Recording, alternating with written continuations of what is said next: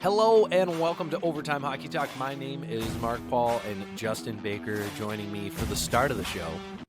It's a new phenomenon. I did it once.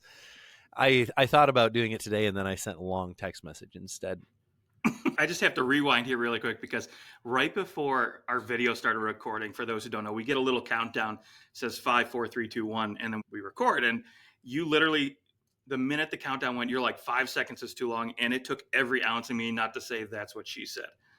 I don't know why. The Office. I don't get it. It's been. You don't get it. That's fine. Good. I'm glad you don't.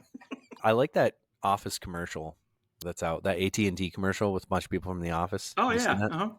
I was like, I was never much of an Office person. Like, I can appreciate it. I've seen some episodes I think are really funny.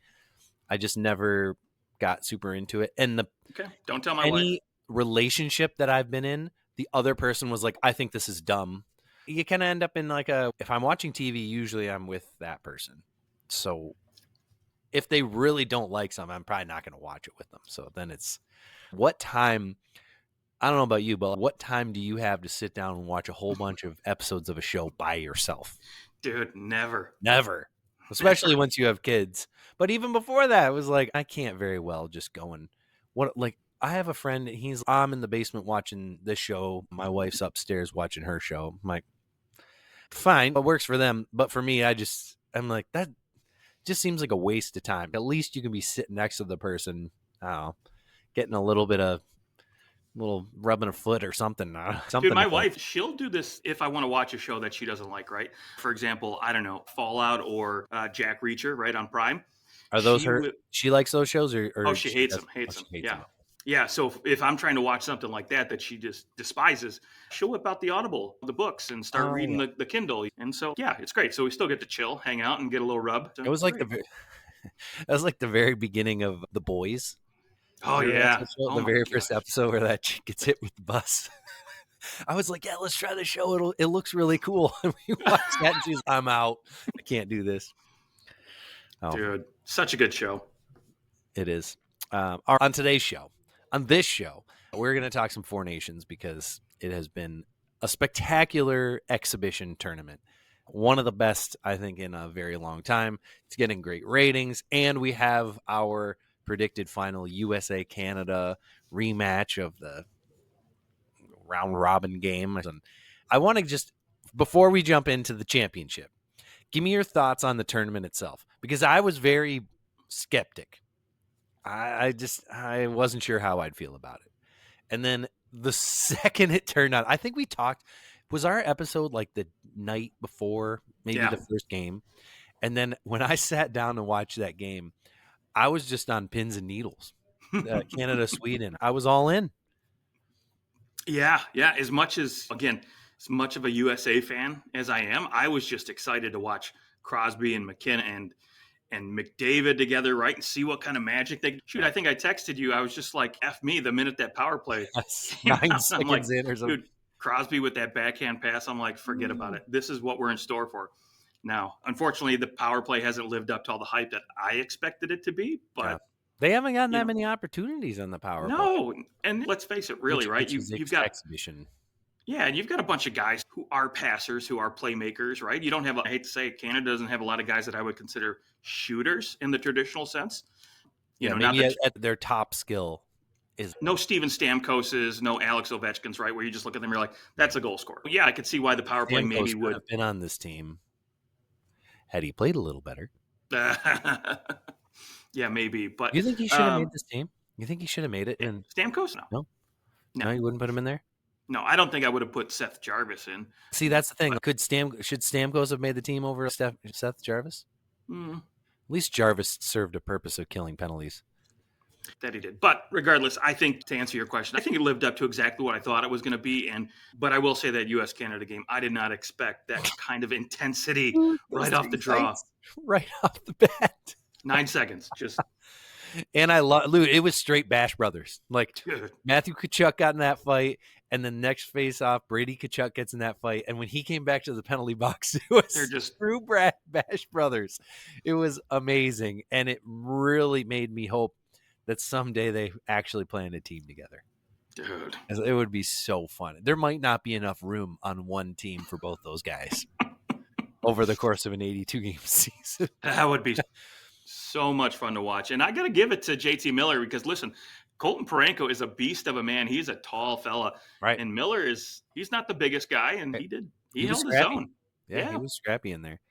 I thought that when that first game, Finland, they held their own through the first 2 periods against the U.S., and then they fell apart a little bit. And then in the game against Canada, they went down big, and then they rallied at the end. So, like, they were able to – there was definitely enough skill on that team. They beat Sweden in overtime. There was enough skill on that team where it did make you go, oh, Finland? Like, Finland brought it a little bit. Like, they were definitely ready to – and I want to say it was Line who said, they're the little brothers now. Or We're not right? the big, yeah.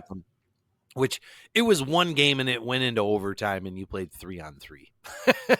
I don't think we're ready to say that Finland is necessarily the big brother now, but maybe they're like 2 middle brothers because the skill level, at least at the forward position, was very comparable.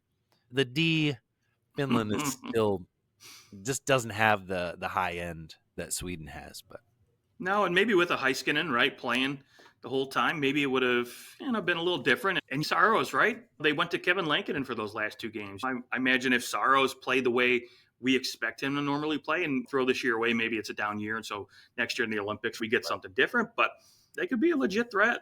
I'm wondering if, obviously we're looking at this tournament and we go, Sweden was the biggest disappointment. I'm like, horrifyingly disappointing for Sweden, basically just lost in overtime a bunch of times. And and then, yeah, they go and they beat the U.S., but they beat the U.S. in a nothing burger game. They didn't play half their team. They let no Matthews, no Kachucks. Right. They let everybody rest, and they still barely beat them in a game where it was like, you better win this game because you've got some pride on the line, and they barely scratched past the U.S. in that one. So I look at Sweden and I go, man, that's a real disappointing showing. And I think we see a few differences in the Olympic team to this one because of it. Yeah, it'll be interesting with the Olympics, especially because, again, we talk about it. You don't have to use just NHL players. You can pull prospects. Like there's a couple guys with the Red Wings from Sweden, ASP. He looks like a beast in the making, right? He's going to be something special, I think, for Detroit. So you could pull guys like that and maybe give that back end a little boost. But yeah, it was a little bit of a disappointment if I'm siding with you on this one. I think I am. So, all right, championship game. Oh, obviously, it's fair to say that the U.S. had Canada's number in that first game. Canada went up 1-0, and then from then on, it was mostly U.S. Canada was missing Cale Makar. And that is it's like missing your throttle, right? Canada seemed to be in like first, second gear, stalling out. They couldn't move the puck nearly as well. He's going to come in. He's going to play 30 minutes. So in my mind, it's quite the different game because of how good he is. We're talking about top 5, we'll just say top 5 players in the world. Cale Makar. He's up there. He's up there. Top 10, whatever you like. Adding that guy back to the lineup and the fact that he's going to play half, the game's going to look different. Knowing that, what do you expect from Team USA and the outcome of this one? Is Cale Makar playing, right? That's the big question, right? I haven't heard anything. I haven't read until Thursday, and he missed because he was sick. Right. So he did I have to think he missed Saturday, and we're all the way to Thursday. If you can't figure out how to pump a guy full of IV 5 days after he's sick, I got to think that maybe something more is wrong. But you can take this and look at it on the flip side too, right? And you can say, okay, USA doesn't have Quinn Hughes, who is now skating as an extra for Team USA. Unfortunately, because they didn't put him on the initial tournament roster to start the tournament, we've got to have another injury, which maybe USA pays somebody to smash Jake Sanderson's kneecap really quick, and then we see Quinn Hughes play. But yeah, I think with Cale Makar back there, I think it definitely adds another level, another dynamic that they definitely don't have on the back end. Cale Makar played against Finland. I forgot. Oh, did he? Yeah. Okay, good. Which I only saw highlights of that game because I didn't even realize that it was on at 1. What kind of game's on at 1? I knew. On But what? unfortunately, I'm stuck working. I did not have President's Day off, so I I thought that it was the U.S. Sweden game that was at 1 for some reason, and it wasn't. that would have made more sense just And then I because. went to watch that game. I turned it on and was like, "What? USA Sweden?" I was like, "Oh gosh, I hope Canada won." See, it would So have made more sense to put Canada up at the prime time just because that game meant more, right? it actually Uh, mattered. Yeah. yeah, exactly. But Hard though to be like, hey, by the way, we're switching your game time to 1 instead of 8 because a lot of people that probably bought tickets worked. I don't know exactly. how they played that Canada one in. Was that one in Montreal or no? Or were they all in No, it was Boston? in They Boston. were all in Boston. Yeah, yeah. Yeah. Okay. I guess that makes sense. Anyways, who do you think? Anyways, Tell me who you think's gonna win. you know what? Regardless, Kale McCarr, if he's churning at 190%, whatever you want to call it, I still got to think the USA wins this one just because, one, Biddington, I just don't have faith in, right? Every single game of this tournament, he's let in a softie or two, right? It's true. So, I just don't understand why they keep Cooper seems to be attached to the hip to Jordan Biddington, and I'm not sure why. yeah, exactly. So I would like to see Aiden Hill in there, see what he can do. Right, he's got a Stanley Cup under his belt. He played well with Vegas when they did win. I'd like to see him in there, but obviously I think at this point it's just ride or die. But with Biddington, the way he's been playing, he hasn't been lights out, and I think the way Connor Hellebuyck's looked, he's been lights out. That's the difference for me right now. I think the USA's physicality is going to slow down the offense and the speediness of Cale McCarr, and I think, again, they're going to target guys like McDavid and McCarr and really lay the body to them. So I think they're going to slow down their kind of game that they like to play, that north-south, very quick game. But I do think, obviously, they're going to get their chances. And to me, that's when a guy like Connor Hellebuyck is going to be the difference maker. Okay. Yeah, Hellebuck, certainly he was the difference maker in the first game. And USA played really well, but when it was 1-0, Hellebuck made a couple really nice stops. And Yeah. suddenly you find yourself at 2-0 in that game. That's a tough road to claw back. Yeah, without a doubt. Yeah. And for me, too, just looking at the forward group, I think obviously the advantage is for Canada for sure. But what I like, and as a Red Wings fan, I like seeing a guy like Dylan Larkin right now who's been slowly surging up that lineup. He's looking good. Yeah, and he brings the speed, right? So he can match you. And I've been really, more than anybody else, I think, on this team, I've been more impressed with Jack Eichel's play. Just the way he plays at both ends of the ice. He's been back checking. It's been a phenomenal game to watch. It's a masterclass, in my opinion, how to play top end guys. The way he back checks, he forechecks, he plays the defensive side. He does that for Vegas too. That's how he plays. But it goes unnoticed because he's on the West Coast. Maybe one of the more underrated players in the NHL, Jack Eichel. Yeah, because he's not a guy who's usually leading the league in points. And although this year he's been up there at certain points, but typically he's not winning trophies. Yeah, and you got to think listen, when he came to Vegas, they had Mark Stone. So you got to think watching a guy like that only helps just boost his game a little bit over these last few years. So it's been fun to watch. Yeah, definitely. There has been times where I look at this, I go, it's a gold medal game. It's Crosby. He has never not won a gold in anything he's ever done for Canada. Yeah. And this is the way that they played against Finland, the way they came out. Now, of course, Finland stormed back. They made it a game. Mm-hmm. But the way that they came out made me go, okay, no one is dicking around once it matters. And did that Team USA game matter? Of course. Was anybody not trying to win? No. But I think this game is going to be at a different level. I don't think that Canada is going to get sucked in to the fighting the way that they did. Oh, granted, I'm looking at it and I'm going, Brady Tkachuk, Matthew Tkachuk, and JT Miller in exchange for what it was, Colton Parayko and Brandon Hagel, Sam Bennett, I think. Yeah. He's like, I'll take my 3 guys gone in exchange for those 3 guys being gone for Team USA for the first 5 minutes. Oh yeah. So but I think that gave them so much life. They were just so jacked up. And I think that was the beginning of, okay, this game's going to be different. We're going to play the American way. And I think there needs to be, don't get sucked in to that the same way in this game. So we'll see how the beginning of the game starts. Again, I think with the return of Makar and the fact that it is very difficult to beat the same team twice, especially a high-powered. You think about two of the best teams in the league go up against each other. How often does one team just beat up on the other one? Not often. There's usually some back and forth. So I'm looking at it and I'm going, I think that Canada is going to be able to play chess with them a little more, and they'll find a way to win. Keep Crosby's streak alive. Okay. And no, With go a ahead.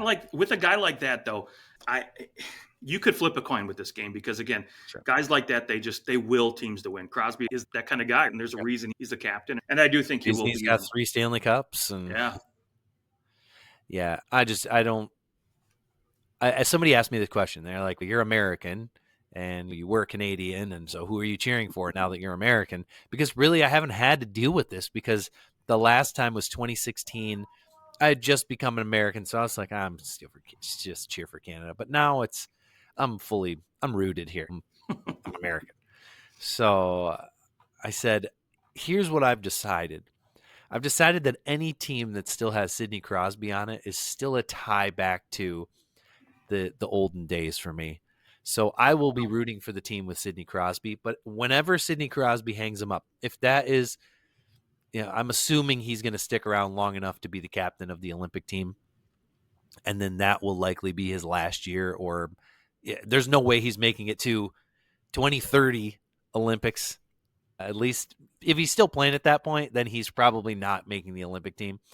I hope he proves me wrong, but I said once he's gone, then I'll switch over. I'll cheer for Team USA. So that's where I stand with that. Okay. All right. Should we jump into some rumors? Yeah. Let's talk. Um, Elias Pettersson. Any chance he gets dealt? Nah, No, I no can't see chance. it. Right.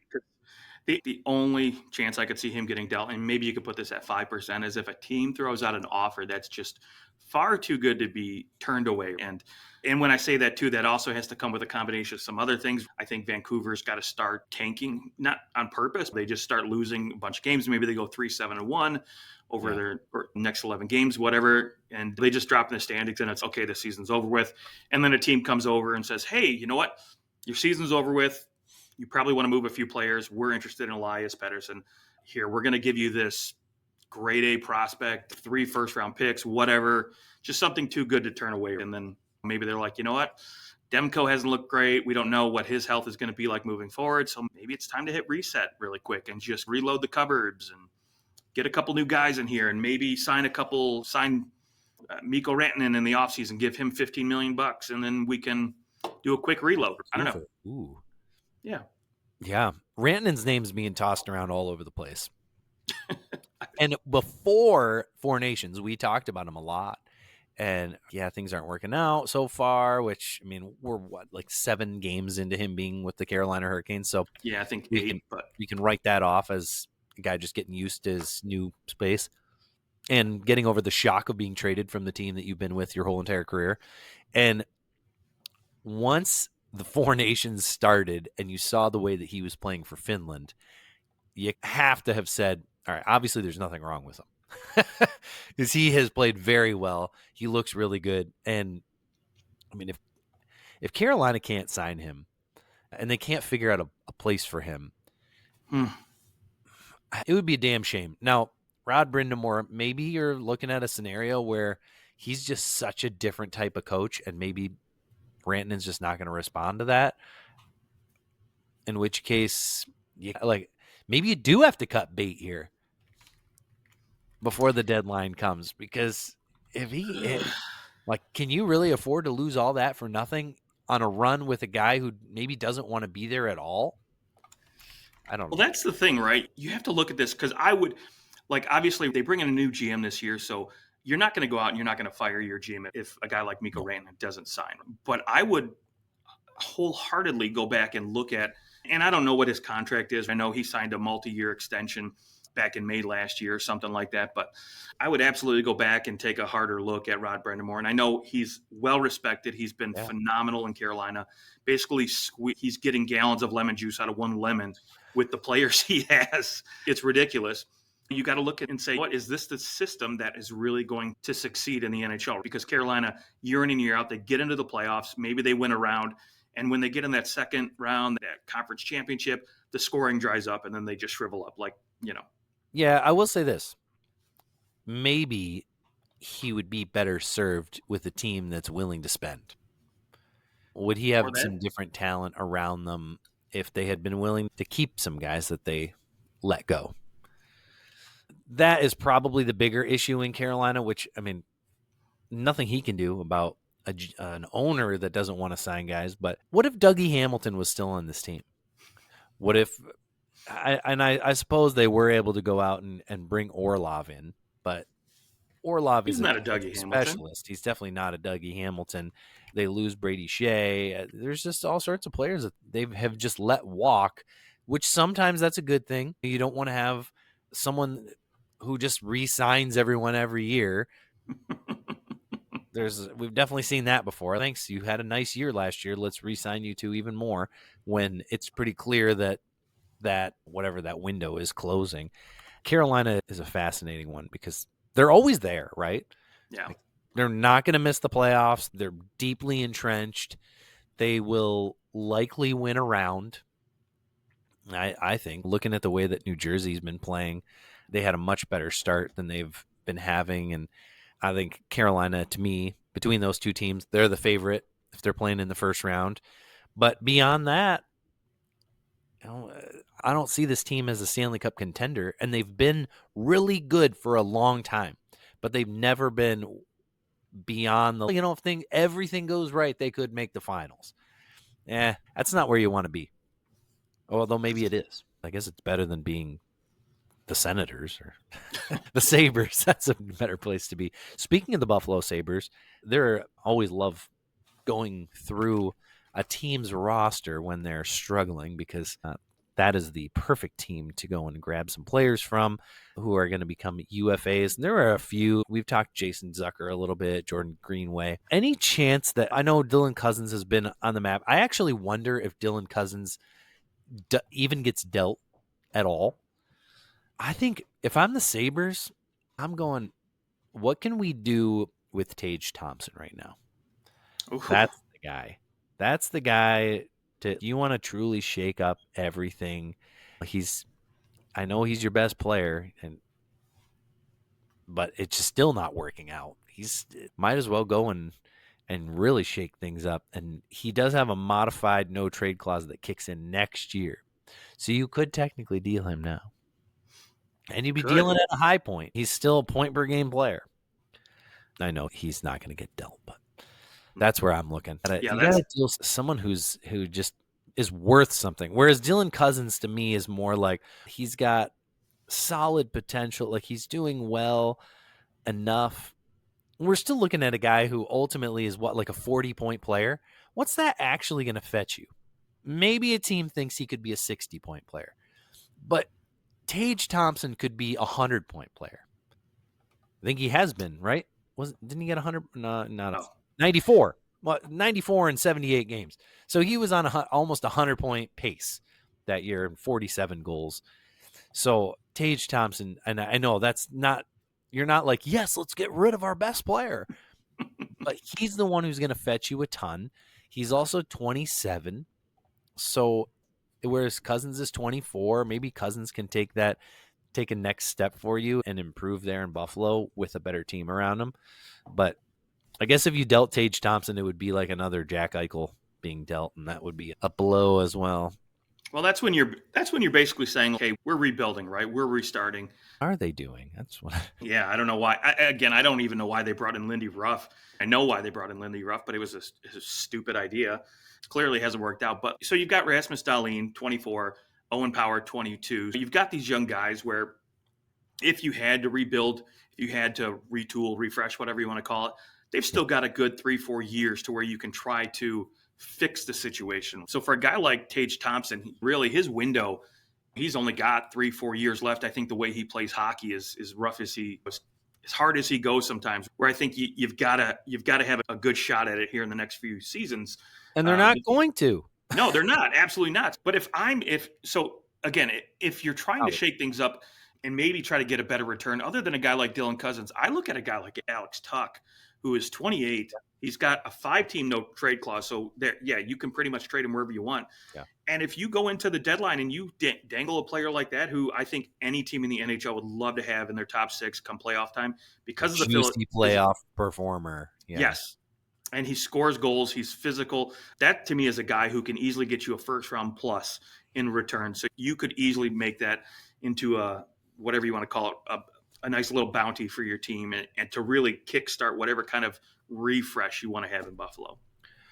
Yeah, refresh. They just have never they've never finished rebuilding. I know. It's been terrible. There's been a rumor out there about John Tavares that following the Four Nations or sometime before the trade deadline, that he's ready to sign a 3-year, $7 million per season contract. So basically, 3 years, $21 million, 3 times 7. I'll give my thoughts, but I want to hear what you think first. So first time hearing that. Okay, let's just assume he signs at that number. They have $31-ish million in cap space next year. You take that money, right? Subtract 7. Now you've got roughly $24 million in cap space. You've got to sign Mitch Marner, right? You can easily get that done. But now when you sign Marner to 12 to 14 million bucks, whatever that discount you're going to try to convince him to give you, is that enough to really? And after Four Nations, I think you're looking at him going, bro, like, it's hard to look at him and be like, yeah, you're obviously on the same plane as these other $14 million guys, because he's just not. Like, he's slow. You talked about Larkin and how it's been fun to see him move his way up the lineup. Marner's playing with Hagel now. He's found his way down the lineup because he just hasn't been like now. And some of that you could say it's because he's playing with somebody who also is a passer. Like, they needed to find somebody who could shoot the puck, and that's fair. But he did look a little out of place on a line with McDavid. So. Yeah, and who knows, right? I don't really read into that too much as far as chemistry and guys, but yeah, I do think there is something to be said about not putting him with a goal scorer, because look, he's played mostly his entire career with Austin Matthews, who puts the puck in the back of the net. So you're gonna reap the reward. It was basically Babcock who was like, "No, you're not playing together. I'm not playing them together. Not doing it." Yeah, Martin, you're playing on the 4th line, you bitch. Give me your phone. But here's the thing with Tavares, right? He's 34 years old.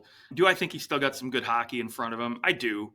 Is it $7 million worth? Maybe, right? If you can get 60 points out of this guy. He's got 45 in 48 games so far. So you're looking at about a 70-point season.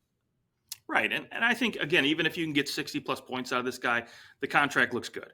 Again, I worry about their inability, again, to bring in other guys, right? Because they've kind of hamstringed themselves into, I don't want to say committing to Matthews, to Nylander, to Marner, but, how do you replace those guys? You can't go out there and get equal talent if you move them, or if you try to go find somebody else in free agency. So you're almost hamstringed into signing these guys anyways to ridiculous contracts. And then it leaves you a little light in the pocketbook to go sign depth guys. And I think bringing in a guy like John Tavares does that too. I'd rather them spend the money on, I know it's difficult to find good centermen, but I'd rather them maybe give him a 1-year, $7 million contract. Even like 8. 1 times 9, just to be like, we'll give you the bigger contract. But yeah, here's my issue. No contract should be signed this year. None. Okay. Like, how can you sign him? And then let's say they go into the playoffs and God forbid they lose in the first round again. You seriously want to bring him back again after not only complete and utter failures in Toronto, but also in New York before that? Even if Toronto loses in that first round and they have that contract signed and he even looks good in the playoffs and maybe is their only good player, that contract is still hard to move if you want to try to shake up the roster, right? So, well, and that's the thing, is that at that point, I think you have to go, this is not going to work. This will never work. We have to, and he's the one who you could get rid of. And here's a dream scenario, but it is possible if you don't bring Tavares back. Let's say you sign Marner And the reason that you convince Marner to come back is because Rantanen's coming too. And now you have the money to move things around a little bit. I don't know. Probably not, but that's definitely Leafs talk there. Another guy is Nicholas Ehlers. He's a UFA at the end of the year too. Yeah. He may be the least talked about UFA so far, but here's a guy who just consistently puts up 60, 70 points every year. 60 points last year. Yep. He's a little injury prone, but generally relatively close to that point per game spot. Usually scores 20 plus goals. Like, he is going to be somebody who is very desired, and he's coming up as well. Not going to catch the money that some of these other guys are getting, but the Jets obviously not dealing him in the position that they're in, but somebody to keep an eye out for as well in the offseason. Any other rumors? Anything with Detroit? Yeah. The one big thing I think with Detroit that we've been hearing prior to the break has been Vladimir Tarasenko's name.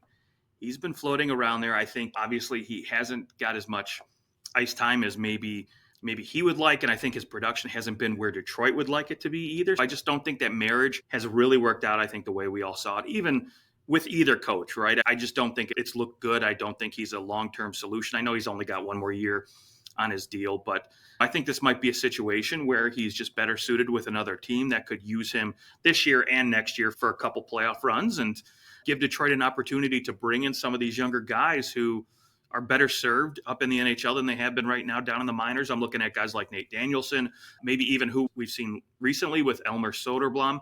He's looked phenomenal. He got called up, actually.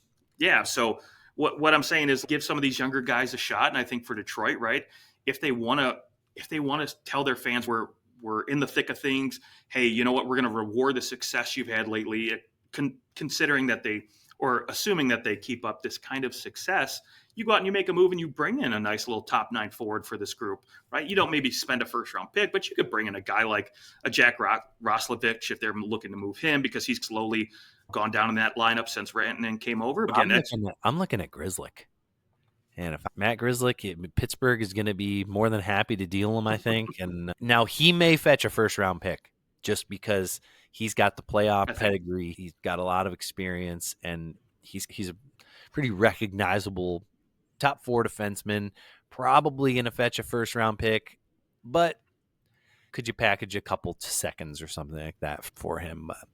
A second and a third, maybe. But I think he would be a great fit for Detroit because you look at that decor and nothing screams, oh, that guy is like, he's a tough defenseman. And that's the way I always felt about Matt Grzelcyk. He's got that Boston Bruins, of course, that's where he played for so long. He's got that Bruins attitude about him that I think he could really breathe some life into that Detroit roster. And I know Petrie's on the IR. He would be a great guy to just, if you could sweep out Jeff Petrie in some deal to open up cap space to allow you to do even more. I think Detroit, they don't need to go all in, but they really need to make the playoffs. Like, yes, not even from an NHL standpoint, from just a sports market standpoint. We're starting to see the Tigers and the Lions. I know the Pistons are bad, but you're really trying to fight for attention with people. And as soon as the Tigers start, if the Red Wings aren't good anymore, people stop going to your games and everyone's just in on the Tigers, right? So I think you got to give your fans something to get excited about and at least be right there at the end, and even better, make a first round matchup. I think that's very important to this team. You got to get the playoffs. It's been too long. And I'm going to throw a name out there who I think you could get on the cheap, maybe a 3rd round pick or maybe a 3rd and 4th, whatever you want to call it, a couple mid-level, pieces, right? Little nostalgia factor, but who had 70 plus points last year, I think would come in, bring a little boost just because of that nostalgia factor, and that'd be Gus Nyquist. If you're moving out a guy like Tarasenko, right, now you pair him, now he actually gets a centerman where you could throw in JT Compher or Andrew Kopp with him on that 3rd line, and now he's got a decent center to play with. I like it. Yeah, and then you get a little excitement from the fans who remember him from the glory days here with Tim Thomas Tatar and Yeah. And maybe for him too, right? He gets a little boost coming back to Detroit, and maybe he just turns it up a little bit, right? Yeah. And with Tarasenko, there has been rumors. Of course, Toronto's in on every rumor, but because Berube, he had some of his best years with Greg Berube and won a Stanley Cup with him, that Berube may be asking or has targeted Tarasenko as a guy that he would like to bring in to put in his bottom six. Okay. And then, have come play maybe on the I just can't. I don't know that he would find a place on the power play very often. Maybe the second power play unit, but you could. But I think if you're Toronto, you're gonna want to discount. You're not gonna want to take that whole salary over here. So that might cost you a couple pieces that maybe I don't know if Toronto might be willing to dish out at this point. But maybe Detroit's just willing to give them away for free because they want to use that cap space for other things next year. True. So. Now he does have a no trade clause, so he can tell you where he wants to go completely. So if he picks one team, he wants to go back to St. Louis, he's going there. Or maybe he wants to go back to Florida. Who knows? He had a pretty nice run. Now Florida, did they go to the finals? Was it the year that they went to the finals? Mm-hmm. Oh, it was last year. Yeah, he won a Stanley Cup with him. Yeah. I couldn't remember if it was last year or the year after. And right. I will say, when he was in Florida, he looked good because he understood his role in that third line with Florida. He understood he was going to be more checking forward and not necessarily a goal scorer like he was. And so he would chip in offense every once in a while, but he played that third line grinder defensive style, I think, a little bit better than I thought he would have going into that system. So maybe he goes back there. He just hasn't looked right with Detroit and just never found a fit, which is unfortunate. I thought that he would be able to provide some scoring from that bottom six a little more, and he just hasn't. He may be the kind of guy, like, he's got to play in the top six or he's just not going to be able to do much. That could be. And let's face it, too, that depth at the center position Florida has is a lot better than what Detroit has right now. Which is maybe why he would play pretty well in Toronto, because maybe. And which down the line, pair him with Max Domi, past Matthews and Tavares, there's not much of the center position with that team. You could throw him with Max Domi. I would like to see that. Yeah. He's maybe you think Tarasenko's just he's lost a little bit of a step too this year? Or? Let's face it, he's a very passionate hockey player, and I think maybe just losing it took a little steam out of him. And again, he's just coming into a system now where he has to be a little bit more responsible defensively, because let's face it, Detroit doesn't have which is where he came from in St. Louis, and had to be very responsible defensively. He knew how to be responsible, but he wasn't expected to be the responsible player, right? He could go out, he could go out and just score and let Ryan O'Reilly or Robert Thomas deal with that. And so now he has to be that guy, and maybe he just hasn't risen to the occasion. I don't know. Any final thoughts before we get out of here? Go USA. All right. Let's I want to see overtime. Give me another golden goal. Oh no. A golden goal. My heart can't take that anymore. I can't. That'll be the best. And then you get 5-on-5 nonstop overtime for all of eternity until it. That's what I'll root for that. And also rooting for Crosby to keep his gold medal alive. You can follow us on social media at OT Hockey Talk, wherever you can find us. And subscribe to the show. Justin, enjoy that game on Thursday. And to you, our listeners, thanks for being here, and enjoy the gold medal game.